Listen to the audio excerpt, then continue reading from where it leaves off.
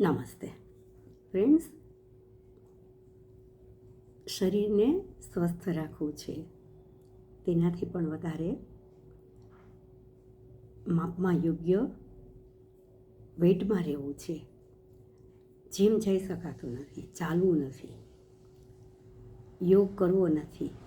એક સરળ પદ્ધતિ આપને જણાવું છું કે આ રીતે આદિ મુદ્રા કરી અને ઊંડો શ્વાસ લેતા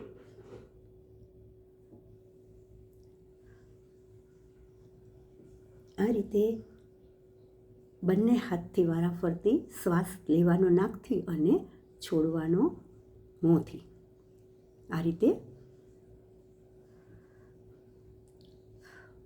50 વાર જ્યારે આપને ટાઈમ મળે ત્યારે કરો.